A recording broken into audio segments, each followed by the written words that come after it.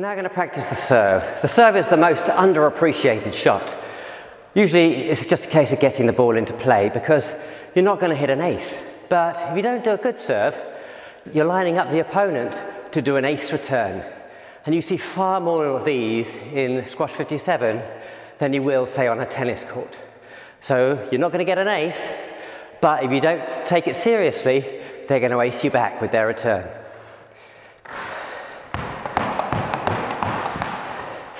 The usual starting point for a serve is 1 foot inside the box, and quite often I see people standing way forward to do this, and then they're backpedaling to play the second shot.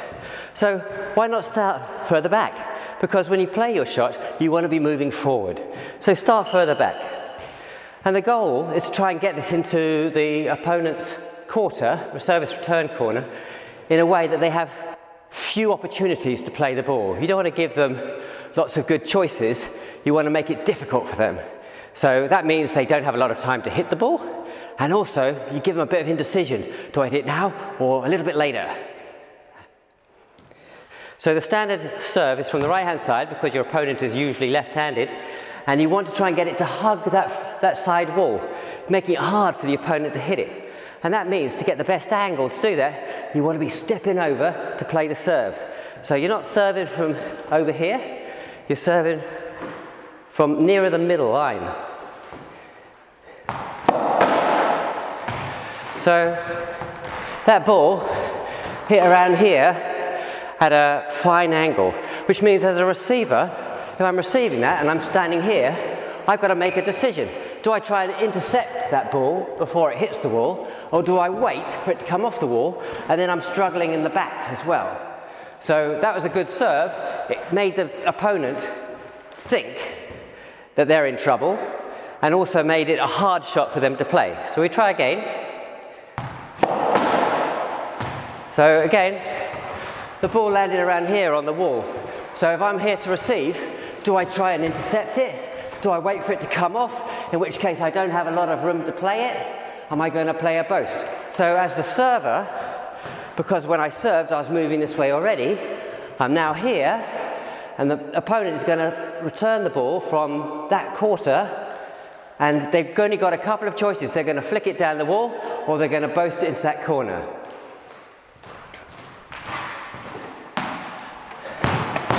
Similarly, on the forehand side, I'm going to try and do the same. So I'm going to step over to make it a fine angle on the wall there. I want it to hit where it's going to be hard for the opponent to hit the ball and make them have to dither.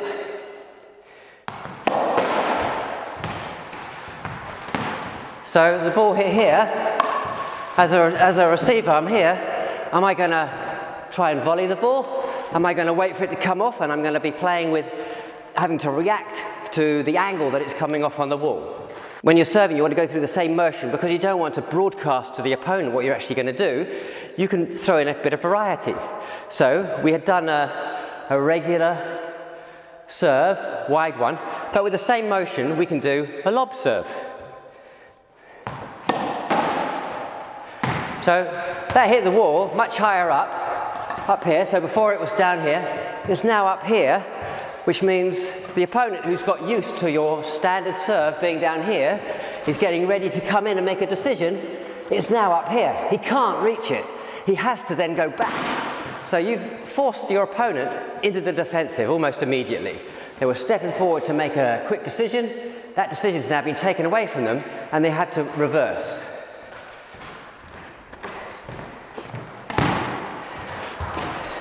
Again, with the same motion, we can do a hard serve to the corner.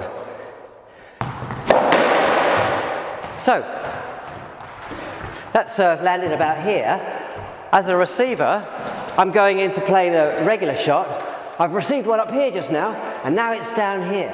So I've thrown in with the same delivery, just a slight change of racket angle. I've given them 3 different serves, which require very different attention from the receiver. They've got a much harder job to keep that ball tight when they return it. Another serve, and quite often people will serve forehanded because they're not comfortable serving backhanded on this side of the court, is they'll drill it to that corner like I did just now with that third serve, but there's an alternative. They can try and hit the ball, get the ball to come and hit the wall down here. It'll then come off and go in the angle towards you and the camera. By doing that, as a receiver, I'm getting ready to do this. Suddenly, I no longer have a backhand to play. I've got a forehand. And not only do I have a forehand, I've got very little time to play it because the ball's coming off here, 1 bounce, 2 bounce. I've got to play it within this 2 yards of space. Let me show if I can get one of those to work. So if you saw that, it came off, it hit the wall here, bounced almost immediately, shot off here. That gives the opponent 2 paces to hit it. I've started here, I've gone in, I've suddenly got here, I've got next to no time to react. It's a very good serve.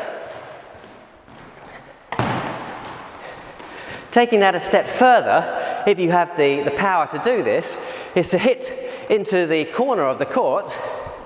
So it hits the front wall here, side wall, and then shoots back towards the camera, aiming at this corner here in the service box.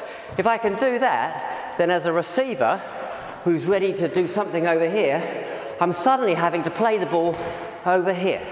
So that's quite a shift to get over here to do something constructive with it. I'll see if I can get one to do that. So that bounced here. Just didn't work. If it had been about 3 inches further along, it would have gone in and the ball was over here and the receiver would have been a long way away. One more variation that you should be considering, and again this requires more elbow grease, is to use the nicks higher up on the front wall. So when you serve, you have to hit the front wall first. That's one of the rules. And if you are hitting the front wall first and then the side wall, you generate a lot of spin on that ball, which if it hits the side wall or the back wall, can get quite confusing for a returner. So the goal of this serve is to hit the ball up into this corner, which is a surprise in itself, because usually you're trying to hit the far side of the front wall to get it into that quarter that the returner is standing in. But this time you're going to hit it on the front wall here, side wall, and try and get it to land into the box.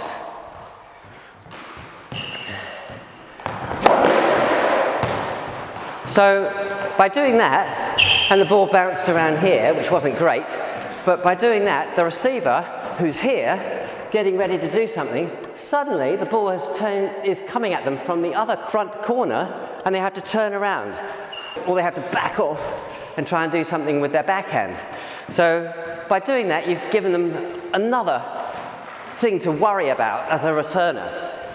So if we go through those serves again, what I've had is I'm here, I'm returning the ball, I'm receiving the serve, and the first serve came in around here. That's your standard serve, and you go, well, what should I do with it, right? And then we threw in a higher one. It's like, oh, it's now up here. And then a fast one, and I've got to take it down here, because if I leave it to hit the nick, who knows which way it's going to squirt out. I then threw in one that hit the side wall down here and squirted along there. Very hard. We had the lob serve into the corner. We also had the angle coming up, so I had to turn around to play the ball. Many different types of serve that you can do. And as I say, the big goal of the serve is not to ace the opponent. That's very unlikely. The goal of the serve is to prevent the returner from hitting an ace back at you, because this is the only time in the match, in any point, where the receiver knows where that ball's going to go. The receiver knows that ball is going to bounce in this quarter. So they can be fully prepared. So you as a server are basically in a position where you can hand over all the advantage to the receiver if you don't do a good serve.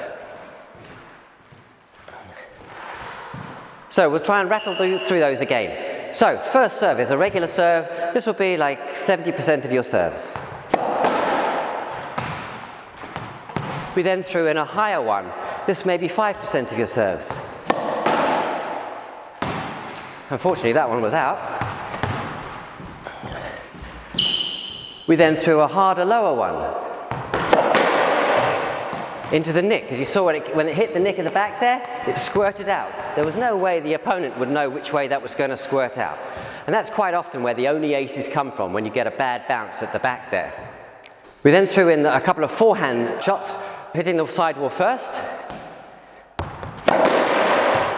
Okay, that wasn't as good as my first attempt at it. And then we go for a bigger angle. And I missed that one as well. So the idea was that was going to hit here, it ended up over here. And then finally, we threw one up into the front right-hand corner. That wouldn't have worked because it hit the back wall first, and the rule is it has to bounce on the floor before it hits the back wall. But it would have certainly given the opponent something to think about.